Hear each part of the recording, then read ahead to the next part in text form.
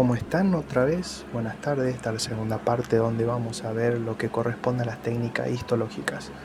Se denomina técnica histológica al conjunto de operaciones a que se somete una materia organizada a fin de que sea posible su estudio por medio del microscopio, posibilitando la observación de estructuras no visibles al ojo humano. Entonces se denomina técnica histológica, el conjunto es un conjunto de varios pasos, entonces se denomina técnica histológica al conjunto de operaciones que se somete una materia organizada. O sea que es un conjunto de operaciones donde se somete una materia organizada. ¿Y esto para qué es el fin? Siempre hay que estudiar así. Entonces, ¿a fin de qué? Entonces, ¿cuál es el fin de esta técnica histológica? De la posibilidad del estudio por medio del microscopio. O sea que se prepara todo este tejido para luego observarlo en el microscopio, posibilitando la observación de estructuras no visibles al ojo humano. Estas técnicas histológicas son una serie de pasos aplicados a un tejido, ya sea animal o vegetal, para la obtención de una placa histológica apta para la observación microscópica. Con respecto a su clasificación, vamos a tener aquellas que son ordinaria o rutinaria y las especiales. Entonces, las rutinarias, las técnicas histológicas rutinarias cumplen con los tres criterios, que primero se hace una fijación en formol al 10%, inclusión en parafina y luego una tinción en hematoxilina eosina, que es una tinción de rutina. La hematoxilina eosina es un colorante. Con respecto a las especiales, no cumple con los criterios de la técnica histológica de rutina. Ahora pasamos a los pasos de la técnica histológica de rutina. Tenemos primero la obtención de la muestra. Vamos a ver que son 10 pasos, vamos a leerlo uno a uno. Obtención de la muestra, tenemos la fijación, la deshidratación, aclaramiento, infiltración, inclusión, corte, rehidratación, tinción, montaje y observación. Esto es algo que sí o sí tienen que saber. No pueden no saberlo.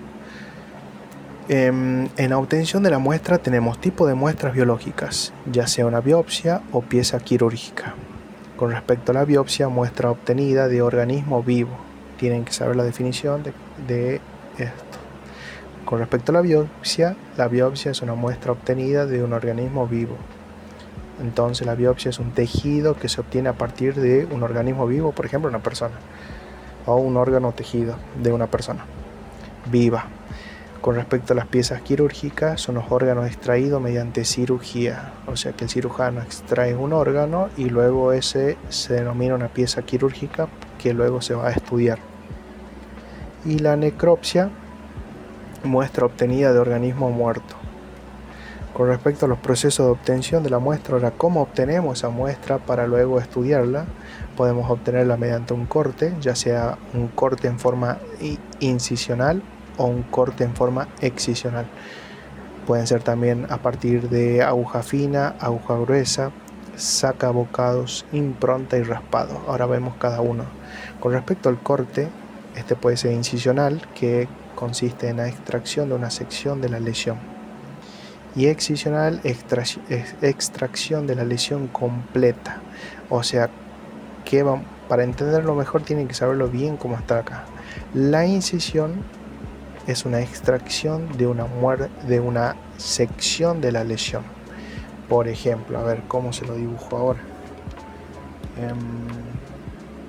A ver si puedo dibujarlo. Vamos a buscar el lápiz. ¿Dónde está? No tenía pensado hacer esto, pero ahora sí tengo pensado dibujarlo. Convertir, máquina de escribir, resaltar, recortar, extraer, editar. ¿Dónde está para dibujar? Anotar. Acá anotar. Bueno, pongamos que dibujamos acá.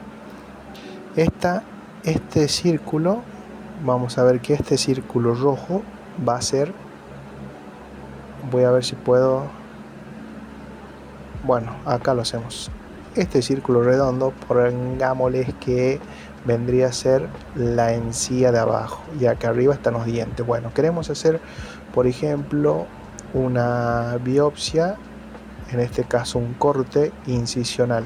Vamos a ver que, no, hagamos de cuenta que esta es la lengua, hagamos de cuenta que esto es la lengua. Bueno, esta es la lengua, está la punta de la lengua de este lado, del lado izquierdo la punta de la lengua y de este lado la base de la lengua. Bueno, vamos a ver que esta persona, por ejemplo, tiene una lesión a este nivel, aquí justo en la punta de la lengua. Entonces nosotros cuando vamos a hacer una biopsia en forma de corte, tenemos que ver que, a ver cómo hago la línea.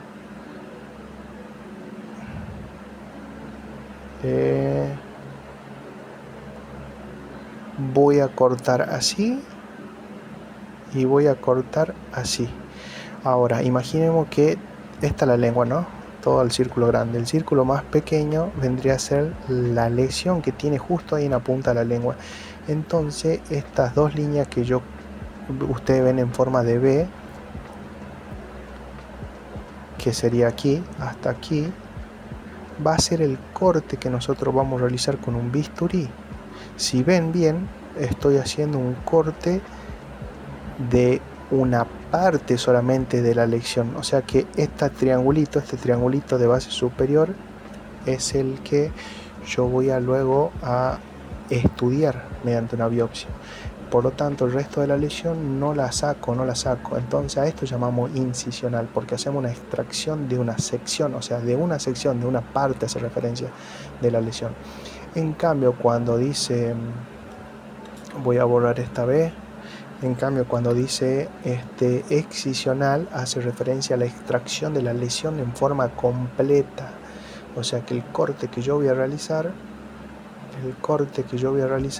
va a abarcar de aquí y va a abarcar toda la lesión, ¿entienden?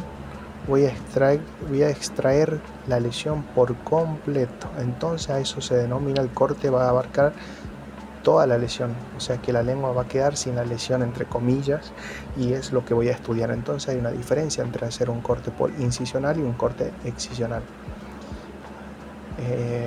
Creo que ya quedó demasiado claro lo que es el corte. Pasamos al siguiente, voy a borrar esto. Ahora tenemos que el proceso de obtención de la muestra lo voy a hacer mediante una punción. ¿Qué hace punción? Es como hacer un puntazo, digamos, como una aguja fina. Introduzco una aguja, la punción. Entonces, en este caso tenemos dos tipos, la aguja fina y la aguja gruesa. La aguja fina hacemos una obtención de un tejido líquido, porque imagínense una aguja fina. Solamente voy a extraer el líquido de lugares donde yo sospeche de que está, por ejemplo, tenemos una lesión otra vez en la lengua, pongámosle en este caso en la piel, tenemos una lesión en la piel y yo voy a introducir como una pelota que tenemos. Entonces yo cuando hago la palpación voy a observar que esta lesión tiene una consistencia medio fluctuante, medio que se mueve. Entonces voy a hacer una biopsia mediante una punción con aguja fina. Tienen que siempre nombrar desde el comienzo hasta el final para dar lección. Entonces, ¿qué voy a hacer? No es que voy a hacer una punción con aguja fina, no. Voy a hacer una biopsia por punción de aguja fina para obtener ese líquido del interior de la lesión. Entonces, y me permite luego estudiar ese líquido y saber de qué estamos tratando. Es una punción de aguja fina. Ahora vamos a la punción con aguja gruesa. En esta ya hace referencia a la aguja gruesa, es una aguja de un mayor calibre, por lo tanto voy a tener obtención de un tejido. En este caso se puede llegar a obtener un parte de células, tejidos y líquidos. Es una obtención de tejidos líquidos más viscosos, hace referencia a líquidos más viscosos, porque ya va a arrastrar más material dentro de esa aguja. Muchas veces estas biopsias por punción se realizan en tejidos profundos. Donde yo no tengo acceso mediante una biopsia por corte, ya sea incisional o excisional. Por lo tanto, sí o sí necesito realizar una punción con aguja fina o gruesa. Con respecto a los procedimientos, ahora sacabocado. El sacabocado hace referencia a un bisturí circular. El bisturí circular es una hoja de bisturí en forma circular, como acabo de decir, y hago un pequeño corte circular sobre, por ejemplo, se realiza más bien puede ser ya sea en la mucosa de la boca, en la piel, donde necesito hacer la extracción de una muestra. Va a salir en forma de un cilindro ese corte, porque imagínense que ese bisturí, como es circular como un cilindro, al puncionar yo sobre la piel, al hacer presión sobre la piel, voy a extraer un tipo de tejido que es en forma de cilindro, y un corte un poquito más limpio que un corte con bisturí, donde yo por ahí termino cortando un poco de más. Este sacabocado me permite hacer ese tipo de extracción de material en forma de cilindro, el cual tiene que abarcar más, eso van a ver más adelante, que va a abarcar diferentes tejidos. Cuando yo al hacer presión voy a abarcar el tejido, por ejemplo el epitelio, y por debajo se va a cortar el tejido conectivo. Ahora pasamos a la impronta. La impronta, ¿qué es la impronta? La impronta hace referencia a lo que, por ejemplo, un tejido, tenemos un material que yo lo aplasto, lo presiono sobre un portaobjeto, entonces me deja como una impresión, como por ejemplo yo cuando pongo el pulgar sobre algún objeto, vidrio, dejo marcado una huella, eso se llama impronta. Entonces es como impresionar un tejido sobre el portaobjeto para luego estudiarlo. El raspado, el raspado, por ejemplo, se puede hacer en el caso de la lengua, donde se realizan con diferentes materiales el raspado de la lengua para obtener esa célula descamada, todo lo que se encuentre sobre ese tejido. Ahora pasamos al momento de diagnóstico. Tenemos un diagnóstico postoperatorio y transoperatorio. Eso que hace referencia al diagnóstico, que me está diciendo esta biopsia, me está dando un resultado postoperación después de realizar toda esta operación, y transoperatorio. Pasamos después a la fijación. Con respecto a la fijación, se realiza para que la muestra obtenida no sufra de autólisis por falta de oxígeno. O sea, que ese material que yo acabo de sacar o de extraer, se dice extraer, no empiece a autoeliminarse o destruirse. Por eso debemos conservarlo lo más que se pueda hasta que el patólogo lo pueda observar. Por eso pasamos a un segundo paso, que es fijarlo a ese material que acabamos de extraer. Puede ser de forma física o química. Física, refrigeración o congelación, y química, formol, acetona u otros tipos de compuestos. Por ejemplo, el formol se obtiene mediante la mezcla de gas formaldehído al 40% más agua al 60%, obteniendo fórmula al 100%. Luego se agrega en un vaso de precipitación 90% de agua más 10% de formol, obteniendo una solución de formol al 10%. O sea que es importante que uno de los componentes es el formol para conservar los tejidos. Después pasamos a la deshidratación, que se utiliza una serie gradual de soluciones acuosas con una concentración de menor a mayor del agente deshidratante, por ejemplo en este caso el etanol, que hace referencia al alcohol. Se lo hace de forma gradual, o sea, el tejido se lo coloca en este frasco, se lo saca, luego se lo pasa a este frasco, así gradualmente. En este caso dice gradualmente, de soluciones acuosas con una concentración de menor a mayor. Este va a tener menor cantidad de etanol y este va a ser el que va a tener mayor grado de etanol. Y así vamos a deshidratar el tejido. Luego tenemos que hacer el aclaramiento. El tejido es sumergido en un líquido que sea miscible tanto en el medio de inclusión como en el medio de deshidratación, como el xilol.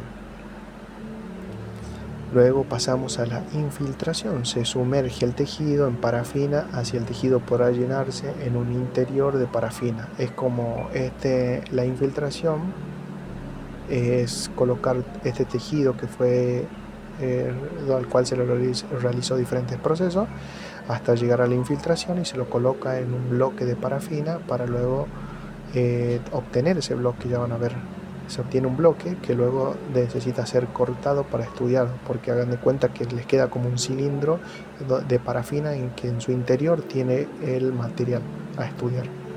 Luego se hace la inclusión. Es esencial para que las muestras adquieran una dureza determinada. Los tejidos deben ser incluidos en parafina formando bloques. Aquí tienen cómo se forma esos bloques. Luego pasamos al corte. El bloque obtenido en la inclusión se debe cortar con el micrótomo. El micrótomo es un aparato que permite hacer cortes milimétricos de este material.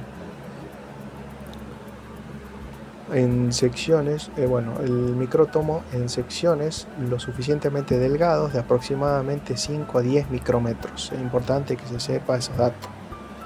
Luego pasamos a la rehidratación, se vuelve a pasar la muestra por xilol y luego por etanol, también de frasco en frasco. Pasamos a la tinción. Una vez que el tejido sea rehidratado, se debe teñir con colorante, siendo el más utilizado la hematoxilina eosina.